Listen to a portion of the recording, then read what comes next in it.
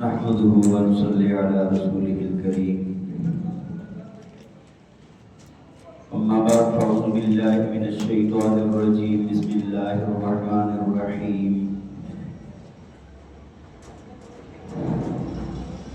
ومن يطع الله ورسوله ويخشى الله ويتقه فأولئك هم الفائزون. صدق الله العظيم وصدق رسوله النبي الكريم، ونحن على ذلك من الشاهدين والشاكرين، والحمد لله رب العالمين. يا رب صل وسلم دائما أبدا على حبيبك خير الخلق كلهم. هو الحبيب الذي ترجى شفاعته لكل حول من الأحوال مقتحم. رب اشرح لي صدري ويسر لي أمري واحلل عقدة من لساني يفقه قولي. رب زدني علما، رب زدني عملا. سبحانك لا علم لنا إلا ما علمتنا إنك أنت العليم الحكيم. محبت و شوق کے ساتھ درود پاک پڑھ لیں. اللہم صلی علی سیدنا و مولانا محمد وعلی آل سیدنا و مولانا محمد وبارک وسلم. اللہم صلی علی سیدنا و مولانا محمد وعلی آل سیدنا و مولانا محمد وبارک وسلم. اللہم صلی علی سیدنا و مولانا محمد وعلی آل سیدنا و مولانا محمد وبارک وسلم.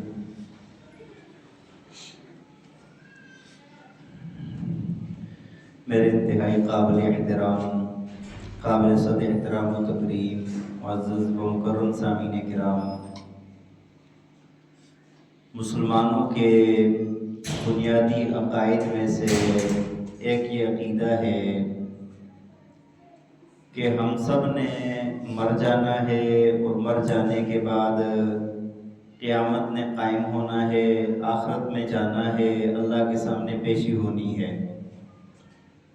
یہ ایک بنیادی عقیدہ ہے. جس انسان کو آخرت کا یقین ہے، اللہ کے سامنے حاضری کا یقین ہے، وہ بندہ ایماندار ہے. اور اگر کسی بندے کو اس عقیدے پر شک ہے تو اس بندے کا اسلام خطرے میں ہے. تو بنیادی بات ہے کہ ہمیں یہ یقین ہے، ہر مسلمان کو یہ یقین ہے کہ ہم نے مر جانا ہے، میدان محشر قائم ہونا ہے، وہاں پر مختلف طرح کے آزمائشوں سے ہم نے گزرنا ہے، اللہ تعالیٰ کے سامنے حاضر ہونا ہے، اللہ کی ذات غیظ و غضب میں ہوگی. تمام انسانیت، تمام کائنات کے لوگ وہاں پر سارے کے سارے موجود ہوں گے. یہ ہمارا بنیادی عقیدہ ہے. اور یہی ایک ایسی چیز ہے کہ جو ہمیں اللہ کی فرمانبرداری کرنے پر بھی ہمیں ایک لگاتی ہے، اور اللہ تعالیٰ کی نافرمانی سے بچنے پر بھی ہمیں اس بات کا خوف اور ڈر ہمیں بچاتا ہے. تو ہمارا یہ بنیادی عقیدہ ہے کہ ہم لوگ مر جائیں گے اور مرنے کے بعد دوبارہ ہم نے اٹھنا ہے. بہت سارے لوگ ایسے ہیں کہ جو یہ سمجھتے ہیں کہ ہم مر جائیں گے، مٹی ہو جائیں گے، ہماری ہڈیاں گل جائیں گی، ہم لوگ ختم ہو جائیں گے، تو ہمیں دوبارہ نہیں اٹھنا، ہمیں پوچھا نہیں جائے گا، ہمیں دوبارہ حاضری نہیں ہوگی وہاں پر. تو مسلمانوں میں اور کفار میں یہی ایک بڑا بنیادی فرق ہے. مشرکین مکہ بھی یہ کہتے تھے کہ یہ ہڈیاں اٹھا کے لاتے تھے نبی علیہ السلام کے پاس، دیکھو یہ مرے ہیں، ان کی ہڈیاں ہیں، یہ ان کا گوشت جو ہے ریزہ ریزہ ہو گیا، مٹی مٹی ہو گئے ہیں، مٹی کے ساتھ ان کا گوشت، ان کی ہڈیاں، بال کھال سب کچھ مل گیا ہے، دوبارہ کیسے زندہ ہوں گے؟ اللہ تعالیٰ نے قرآن میں کئی جگہ پر اس کا جواب دیا، فرمایا کہ جو اللہ پہلی مرتبہ پیدا کرنے پر قادر ہے، جب انسان کا نقشہ نہیں تھا، جب انسان کا مادہ نہیں تھا، انسان کچھ بھی نہیں تھا، جس اللہ نے پہلی مرتبہ پیدا کیا ہے وہ دوبارہ پیدا کرنے پر بھی قادر ہے. تو اللہ تعالیٰ نے ہمیں دنیا میں جو بھیجا ہے نا، اللہ تعالیٰ نے بہت مختصر وقت کے لیے بھیجا اور امتحان کے لیے بھیجا ہے۔ ہمیں یہ لگتا ہے کہ جو لوگ ہم یہ سمجھتے ہیں کہ یہ کائنات یہ دنیا ہے، بھائی کائنات دنیا نہیں ہے، یہ زمین ایک بہت مختصر سا سیارہ ہے، بہت چھوٹا سا سیارہ ہے۔ کائنات رب تعالیٰ نے جو کائنات بنائی ہے وہ بہت بڑی ہے۔ رب تعالیٰ کی جو کائنات ہے وہ بہت بڑی کائنات ہے۔ آپ حضرات جانتے ہیں، سائنس پڑھے ہوئے ہیں کہ ایک جو سورج ہمیں ایک ٹکیا کی شکل میں نظر آتا ہے، یہ زمین سے 13 لاکھ گنا بڑا ہے۔ کتنا بڑا ہے؟ اور فاصلہ کتنا ہے جی؟ قریباً جہاں تک میرے ذہن میں آ رہا ہے 15 کروڑ کلومیٹر کے قریب زمین سے اس کا فاصلہ ہے۔ اب آپ اندازہ لگائیں کہ ایک سیارہ جو ہمیں نظر آ رہا ہے وہ کتنا بڑا ہے۔ اس طرح بہت سارے سیارے ہیں، سیارے جو مریخ ہے، مشتری ہے، مختلف سیارے ہیں، کوئی زمین کے برابر ہے، کوئی بڑے ہیں۔ چاند ہے زمین سے 6 گنا چھوٹا ہے۔ یہ اللہ تعالیٰ کے یہ جو سیارے ہیں نا، یہ ساری کی ساری اللہ کی کائنات ہے۔ اچھا، ایک دن آنا ہے کہ اس پوری کائنات کے نظام کو اللہ تعالیٰ ختم فرمائیں گے۔ یہ سیارے ٹوٹ جائیں گے، یہ چاند سورج ستارے ٹوٹ جائیں گے، یہ زمین ساری کی ساری بلیا میٹ ہو جائے گی، یہ پہاڑ روئی کے گھانوں کی طرح ہوا میں اڑیں گے۔ اللہ تعالیٰ نے پوری دنیا کے نظام کو بدل دینا ہے۔ اللہ تعالیٰ نے فرمایا یوم تبدل الارض غیر الارض والسماوات مطویات۔ اللہ تعالیٰ فرماتے ہیں آسمانوں کو ہم لپیٹ لیں گے، زمینوں کو دوسری زمینوں سے ہم تبدیل کر لیں گے۔ یہ پوری دنیا کا نظام، یہ کائنات پوری کا نظام ایک مرتبہ بدلے گا، اور اس بدلنے کو، اس حادثے کو قیامت کہا جاتا ہے۔ اس حادثے کو کیا کہا جاتا ہے؟ اللہ تعالیٰ جب قیامت قائم فرمانا چاہیں گے نا تو سور پھونکا جائے گا۔ سور میں جب پھونکا جائے گا، کائنات کا کوئی جاندار، کوئی زیرو، کوئی بھی چیز زندہ نہیں رہے گی، ہر چیز مر جائے گی، ختم ہو جائے گی۔ اس کے بعد دوبارہ سور پھونکا جائے گا، اس وقت جتنے بھی مرے ہوئے ہیں نا وہ سارے کے سارے زندہ ہو جائیں گے۔ کروڑوں اربوں کھربوں انسان جتنے بھی ہیں سارے کے سارے مرے ہوئے زندہ ہو جائیں گے۔ وَنُفِخَ فِي الصُّورِ فَإِذَا هُم مِّنَ الْأَجْدَاثِ إِلَىٰ رَبِّهِمْ يَنْسِلُونَ قَالُوا يَا وَيْلَنَا مَنْ بَعَثَنَا مِن مَّرْقَدِنَا هَٰذَا مَا وَعَدَ الرَّحْمَٰنُ وَصَدَقَ الْمُرْسَلُونَ۔ جب سور میں پھونکا جائے گا، سارے اپنی قبروں سے نکلیں گے اور اللہ تعالیٰ کی طرف دوڑیں گے، اپنے رب کی طرف دوڑیں گے۔ کفار اس وقت کہیں گے کہ ہمیں ہماری نیند سے، ہماری آرامگاہوں سے کس نے جگا دیا ہے؟ تو اللہ تعالیٰ فرماتے ہیں هَٰذَا مَا وَعَدَ الرَّحْمَٰنُ وَصَدَقَ الْمُرْسَلُونَ، یہ رحمان کا وعدہ ہے اور نبیوں نے، رسولوں نے سچ کہا تھا، یہ قیامت ہے۔ اب تو یہ جو قیامت کا حادثہ ہے نا، یہ اتنا بڑا حادثہ ہوگا، جب قیامت قائم ہو جائے گی، میدان محشر لگے گا، تو اتنا خوفناک، اتنا ایسا عالم ہوگا کہ ہر بندہ نفسا نفسی کے عالم میں ہوگا۔ اور ایک اور مزے کی بات بتاؤں، ایک حدیث کے اندر آتا ہے، فرمایا کہ اس دن ہر بندہ، یہ کروڑوں اربوں کھربوں انسان نہ سارے ایک میدان میں جمع ہوں گے، لیکن فرمایا ہر بندہ دوسرے کی بات کو سنے گا بھی، سمجھے گا بھی، اور ہر بندہ دوسرے کو دیکھ سکے گا، ہر انسان دوسرے کو دیکھ رہا ہوگا، لیکن پرواہ نہیں ہوگی، پرواہ نہیں ہوگی، اپنے خوف میں ہوں گے، کسی کی پرواہ نہیں ہوگی۔ یہاں پر آواز پہنچانے کے لیے اسپیکر لگاتے ہیں، ایک حد تک ہم دیکھ سکتے ہیں، آگے نہیں دیکھ سکتے، لیکن میدان محشر کے اندر نہ سب کو دیکھیں گے بھی، سنیں گے بھی۔ اب آپ اندازہ لگائیں کہ جب وہاں پر میدان محشر کے اندر سارے جمع ہوں گے، پوری انسانیت ایک دوسرے کو دیکھ رہی ہوگی اور خوف کا یہ عالم ہوگا، اس وقت ہماری کیا حالت ہوگی، اس وقت تمام انسانیت کی کیا کیفیت ہوگی۔ آپ کو میں نے عرض کی نا کہ سورج ابھی کتنی بلندی پر ہے، لیکن اس کی دھوپ میں ہم جون جولائی کی دھوپ میں کھڑے ہو سکتے ہیں؟ جل رہا ہوتا ہے جسم، مر رہے ہوتے ہیں، بالکل کیفیت بدل جاتی ہے۔ وہاں پر تو 1.25 نیزے کی دوری پر سورج ہوگا، اور سورج کی تپش کے مطابق آپ جانتے ہیں کہ کتنی تپش ہے، ہاں جی۔ اس وقت کے عالم میں 1.25 نیزے کی دوری پر سورج ہے، تمام انسانیت ایک میدان میں جمع ہے، اور کسی باپ کو بیٹے کی پرواہ نہیں، بیٹے کو باپ کی پرواہ نہیں، خامن کو بیوی کی پرواہ نہیں، بیوی کو خامن کی پرواہ نہیں، اولاد، والدین، یار دوست، ہر بندہ صرف اپنی جان کے علاوہ کسی کی پرواہ نہیں ہے۔ اس وقت کا کتنا مشکل عالم ہوگا، کتنی مشکلات میں ہوگی انسانیت، لیکن اس وقت کے اندر نا اللہ کے کچھ خاص بندے ہیں جن پر اللہ کا خصوصی کرم ہوگا۔ وہ لوگ سائے کے اندر ہوں گے، اور اس دن نا اللہ کے سائے کے علاوہ کوئی سایہ نہیں ہوگا۔ اللہ کے پاک پیغمبر نے ایک حدیث کے اندر بیان کیا، فرمایا کہ وہ 7 لوگ ہوں گے جو اللہ کے سائے میں ہوں گے، یظلہم اللہ فی ظلہ یوم لا ظل الا ظلہ، فرمایا اللہ ان کو اپنے سائے میں جگہ دے گا، اللہ کے سائے کے علاوہ کوئی سایہ نہیں ہوگا۔ 7 لوگ ہوں گے۔ اب مجھے آپ ایک بات بتائیں، کیا وہاں پر جانے کے بعد کوئی بندہ وہاں پر جا کے سائے کے لیے کچھ لے دے کے کوئی سائے میں جگہ حاصل کر سکے گا اس مشکلات سے بچنے کے لیے، یا کسی سفارش سے یا کسی چیز سے بچ سکے گا؟ بھائی اس کے لیے نا میں جو بات عرض کرنا چاہتا تھا، اس مشکل وقت کے لیے ابھی سے ہم اپنے لیے وہاں پر بکنگ کروا سکتے ہیں، ابھی ہمارے پاس موقع ہے، ابھی سے ہم وہاں پر بکنگ کروا سکتے ہیں۔ اللہ کے پاک پیغمبر نے فرمایا یہ بکنگ کروانے والے نا یہ 7 قسم کے لوگ ہوں گے، 7 میں سے کوئی بھی قسم اس بندے کی ہوگی نا تو وہ بندہ اللہ کے سائے میں ہوگا، اللہ کے عرش کے سائے میں ہوگا۔ تو اس کے لیے ہم کوشش کریں گے نا، اس کے لیے ہم انشاءاللہ ان میں ہم اپنا نام شامل کروائیں گے، ان لوگوں میں ہم اپنا نام شامل کروائیں گے جو ایسے غیظ اور غضب کے دور میں اتنے مشکل وقت کے اندر نا وہ اللہ کے عرش کے سائے میں ہوں گے۔ بڑا آسان ہے، اللہ کے نبی نے کھول کر بیان کر دیا، 7 بندے بیان کیے، 7 طرح کی اقسام، 7 طرح کے کام کرنے والے لوگ بیان کیے۔ ایک فرمایا پہلے نمبر پر امام العادل، عادل بادشاہ، کون؟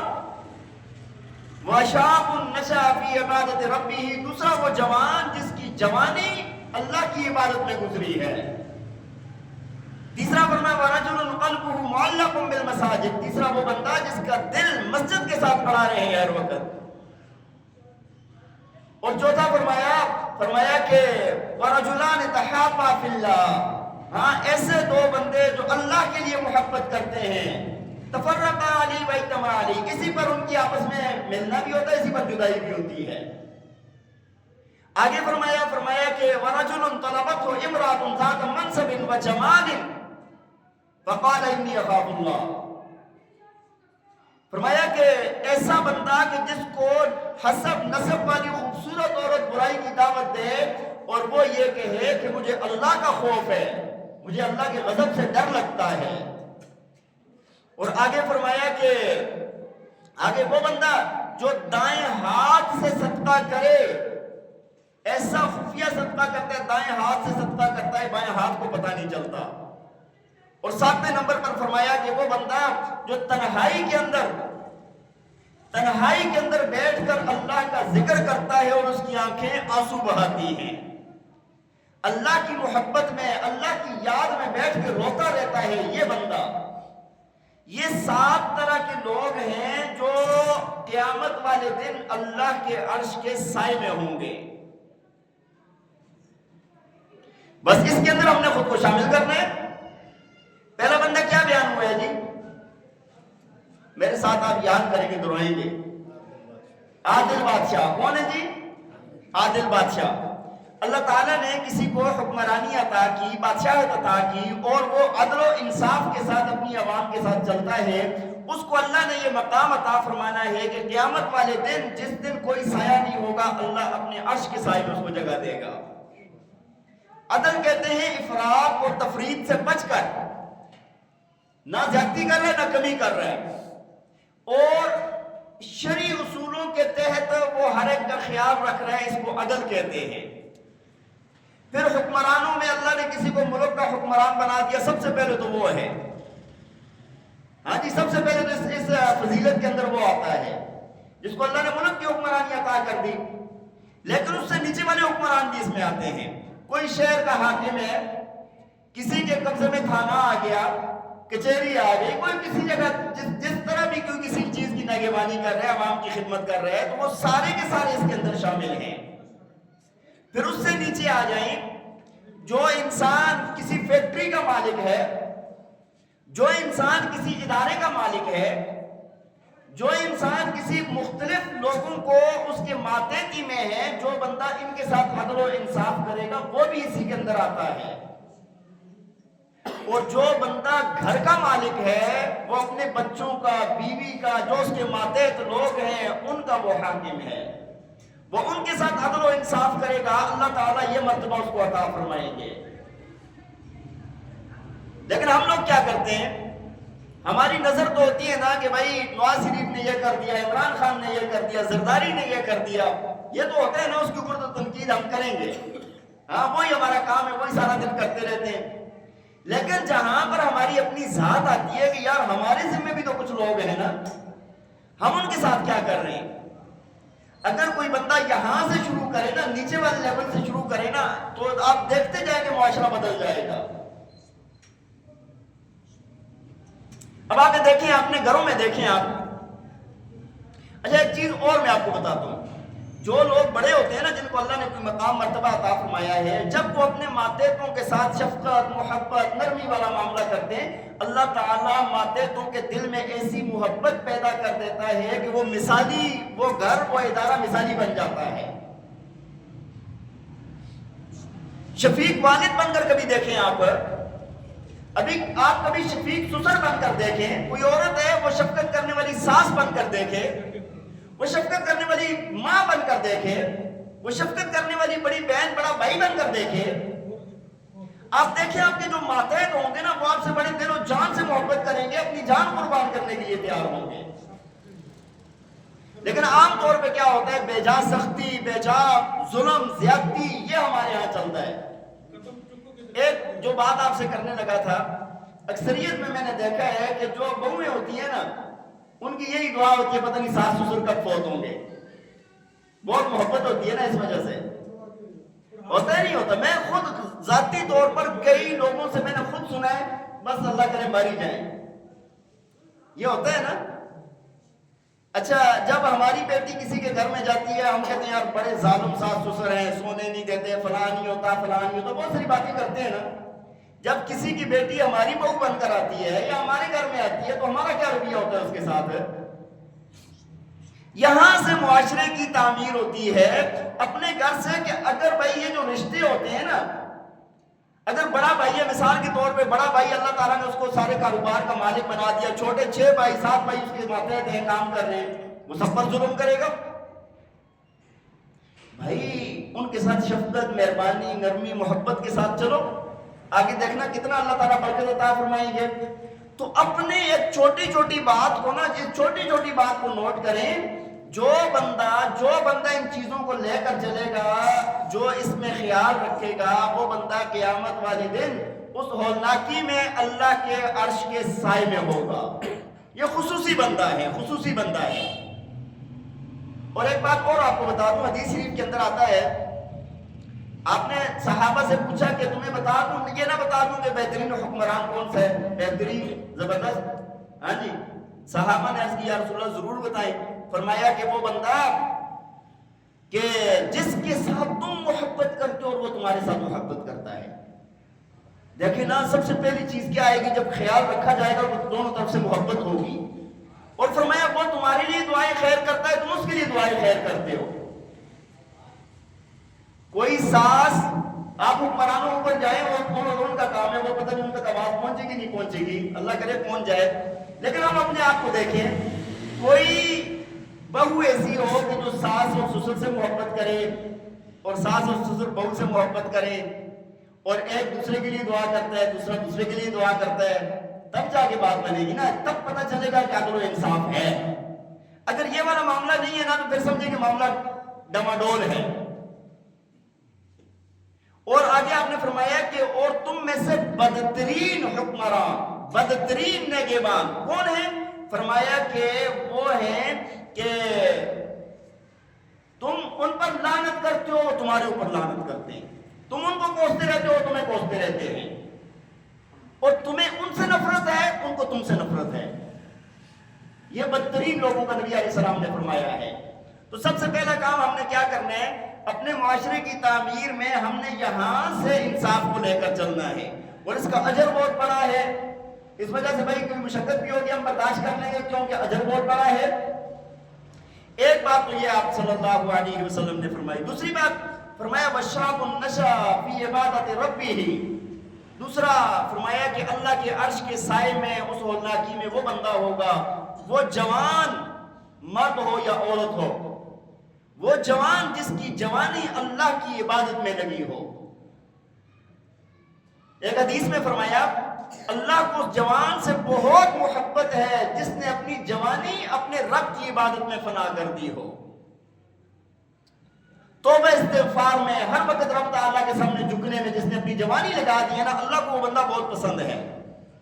जवानी का तज़किरा क्यों है? जवानी का तज़किरा इस वजह से है, गर्म खून है, ताकत है, कुव्वत है, जज्बात है, शहवात है, सारी चीजें मौजूद है इसके अंदर, ये सब कुछ कर सकता है। और अब इस वक्त के अंदर ये बंदा अपने रब की इबादत में अपनी तवानाइयां लगा देता है, अपनी ताकत को, अपनी कुव्वत को अल्लाह के सामने इबादत में झुकने में लगा देता है। अल्लाह को ये बंदा बड़ा पसंद है।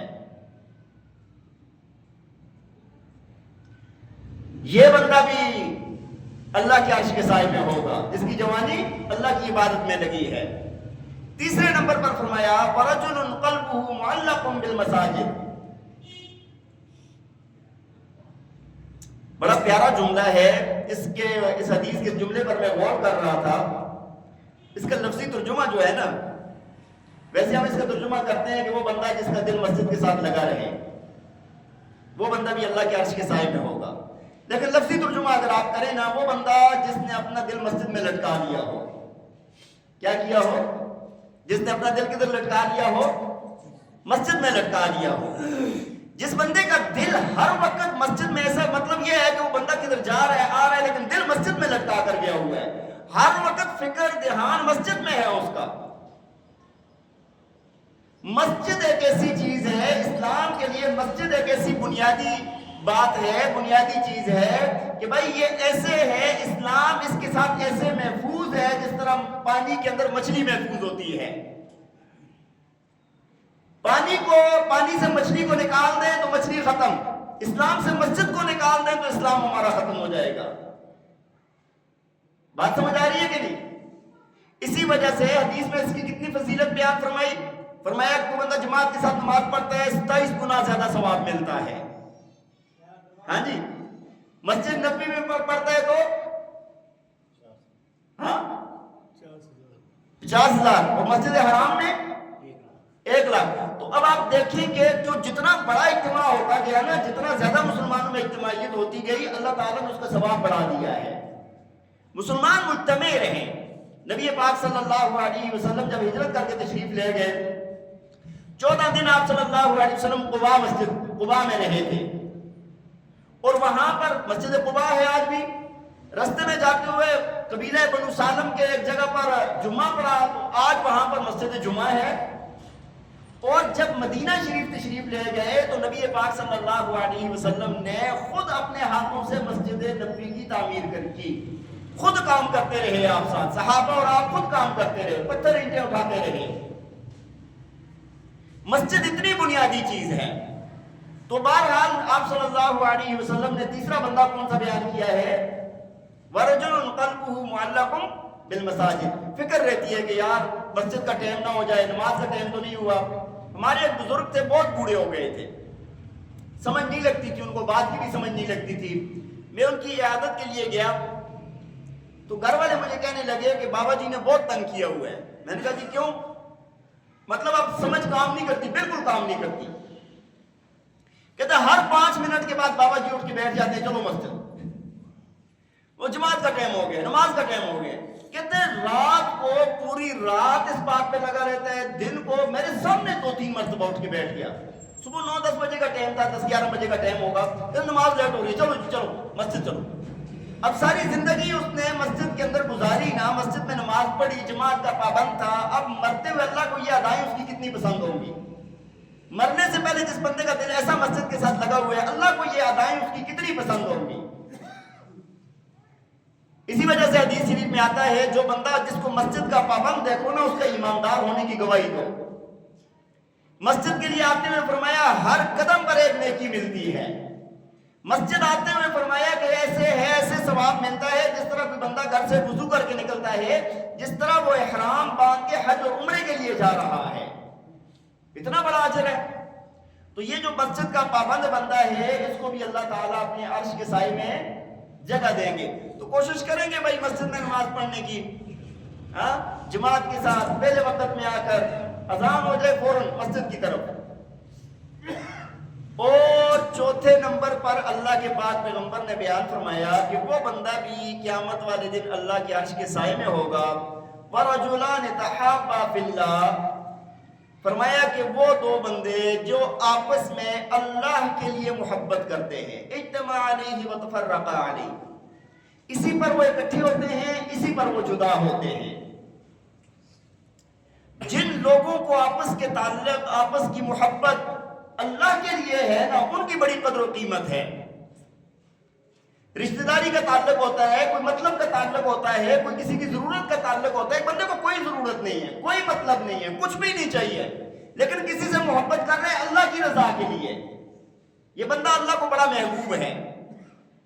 ایک حدیث کے اندر آتا ہے، اللہ کے پاک پیغمبر نے فرمایا قیامت کے دن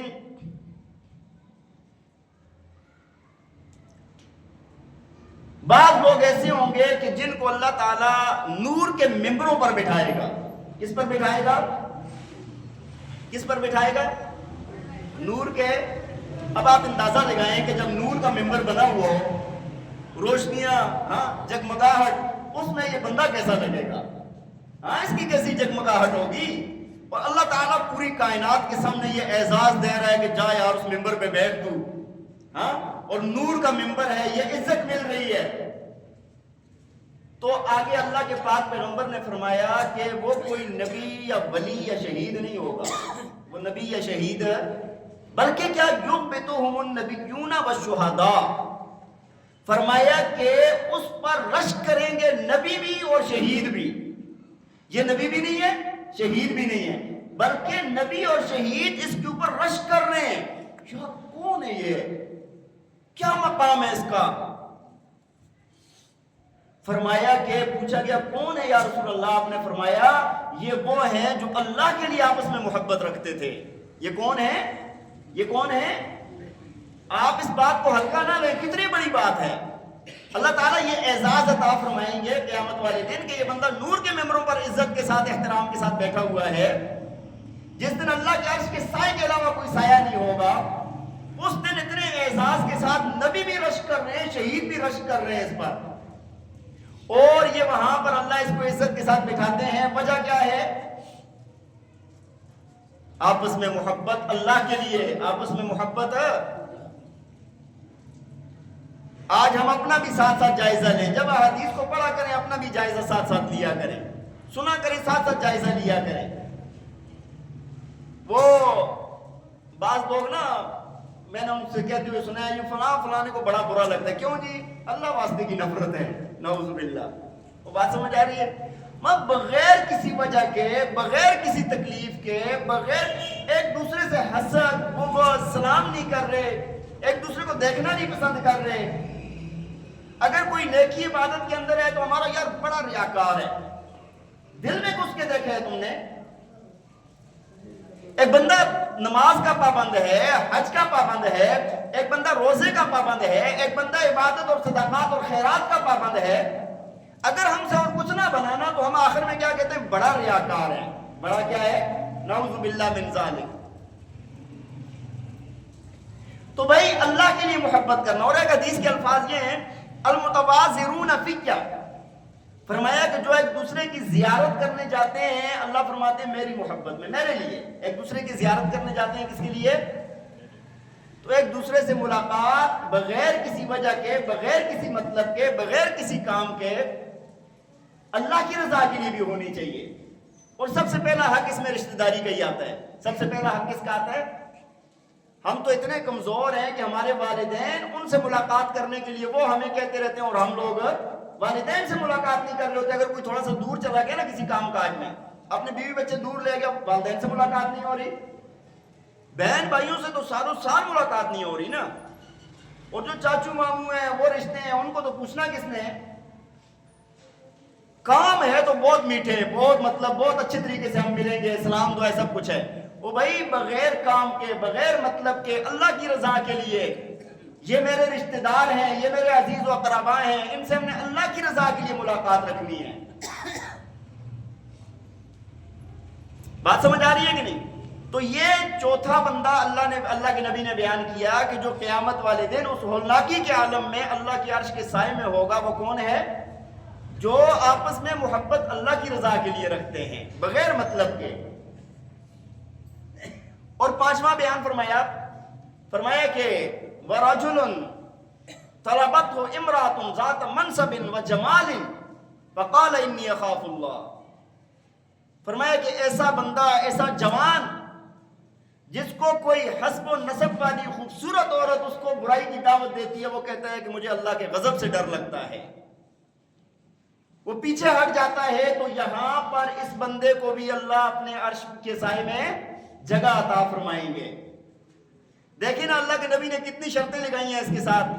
عورت ہے, حسب و نسب والی اعلیٰ خاندان کی ہے, ذات جمال انتہائی خوبصورت ہے, یہ بھی جوان ہے وہ بھی جوان ہے, سارے دائیں موجود ہیں, اس کے باوجود بھی, اور کوئی رکاوٹ نہیں ہے, تنہائی ہے, اس کے باوجود بھی یہ کہتا ہے مجھے اللہ کا خوف مانے ہیں, میں کبھی بھی اللہ کو ناراض نہیں کر سکتا, اللہ کے غضب کو مول نہیں لے سکتا.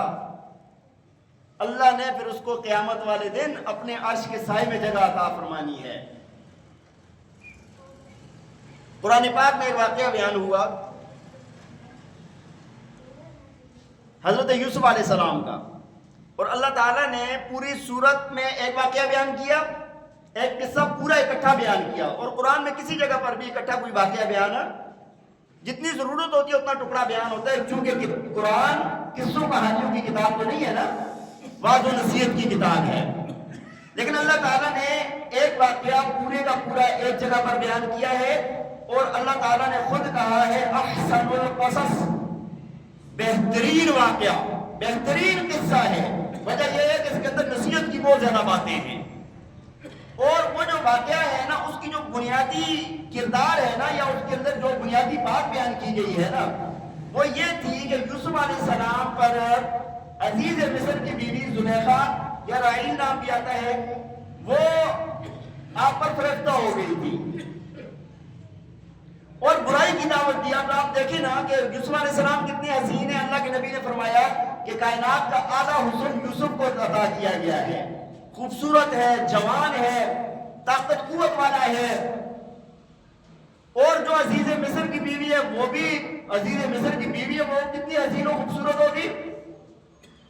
ساری چیزیں موجود ہیں. ایک دن وہ آتا ہے کہ اس نے یوسف علیہ السلام کو اندر دور کسی کمرے میں لے جا کر نہ کمرہ بند کر دیا.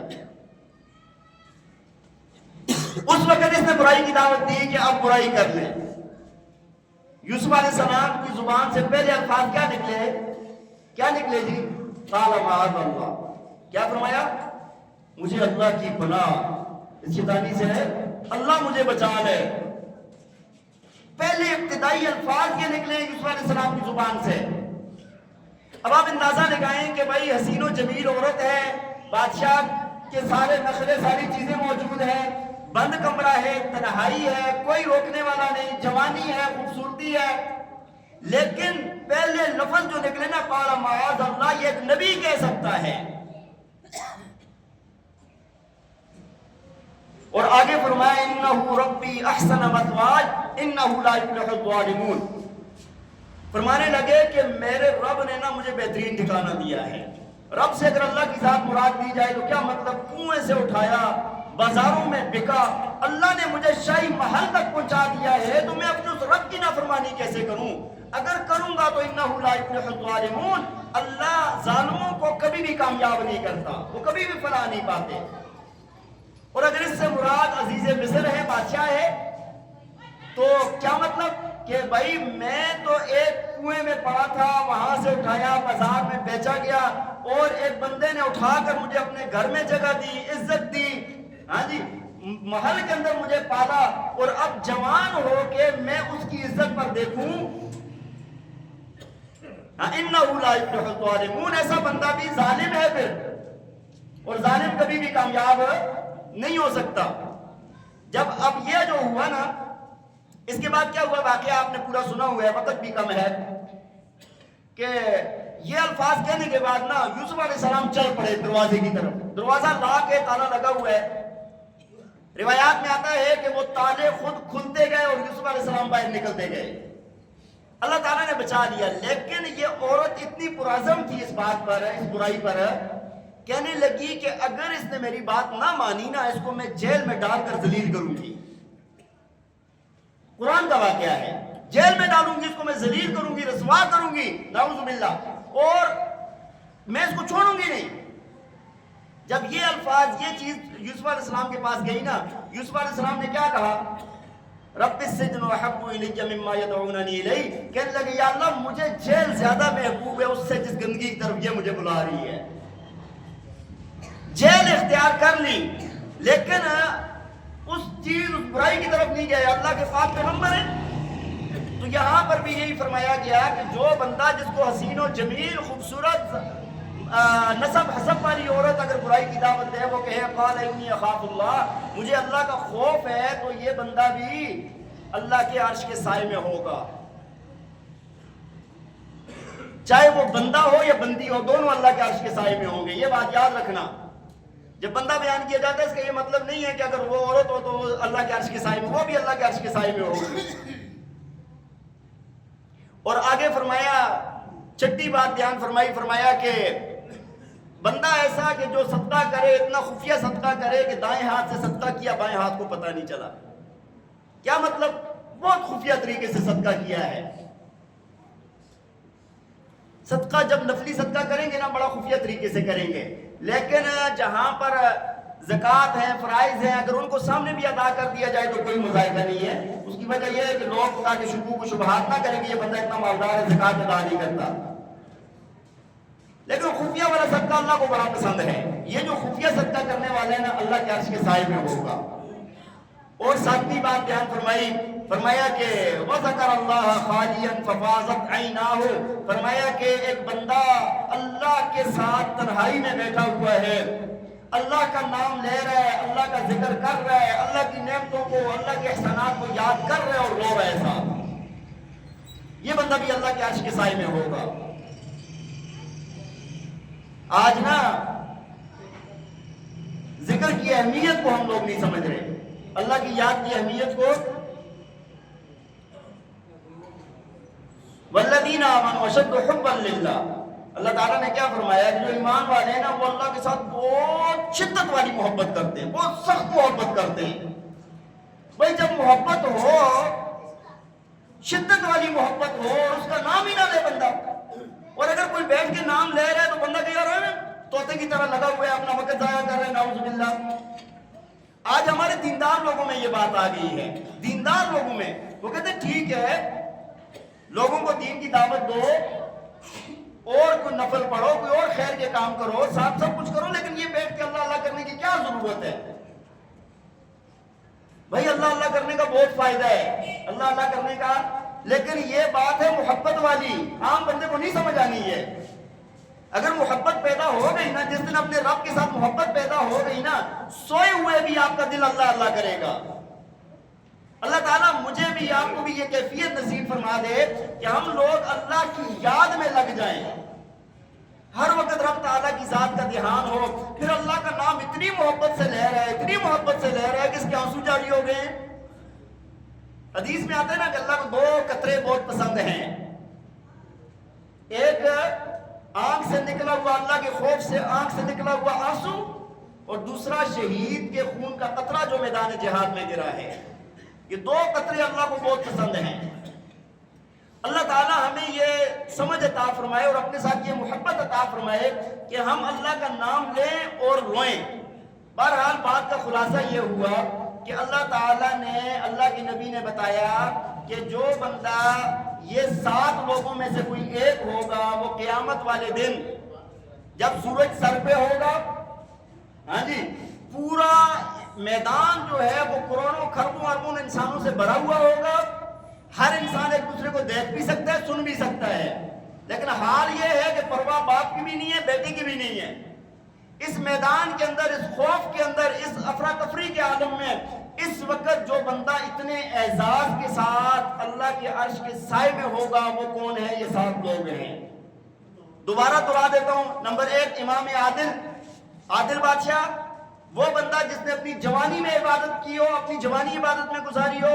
تیسرا جس کا دل مسجد میں لگا رہتا ہو، جماعت کا پابند ہو۔ چوتھا جو اللہ کے لیے محبت کرتا ہے، اللہ کے لیے اجتماعیت ہے، اللہ کے لیے دوری ہے، ہاں جی۔ اور وہ بندہ کہ جس کو کوئی ذات نسب حسب والی کوئی عورت برائی کی دعوت دے، یہ کہ مجھے اللہ کا خوف ہے۔ اور وہ بندہ کہ جو صدقہ ایسے خفیہ طریقے سے کرے، دائیں ہاتھ سے کیا بائیں ہاتھ کو پتہ نہیں چلا۔ اور وہ بندہ کہ جو تنہائی میں ذکر کرے اور اس کی آنکھیں آنسو بہائیں، اللہ کی یاد میں آنسو بہائیں۔ اللہ تعالیٰ نے قرآن میں فرمایا وَمَن يُطِعِ اللَّهَ وَرَسُولَهُ وَيَخْشَ اللَّهَ وَيَتَّقْهِ فَأُولَٰئِكَ هُمُ الْفَائِزُونَ۔ فرمایا کہ جو بندہ اللہ کے رسول کی اطاعت کرتا ہے، اللہ سے ڈرتا ہے، برائیوں سے بچتا ہے، فَأُولَٰئِكَ هُمُ الْفَائِزُونَ، وہ بندہ کامیاب ہو گیا ہے۔ اللہ تعالیٰ ہم سب کو سمجھ عطا فرمائے اور اللہ تعالیٰ ہم سب کو جنت میں اکٹھا فرمائے۔ وآخر دعوانا ان الحمدللہ۔ اذان کے بعد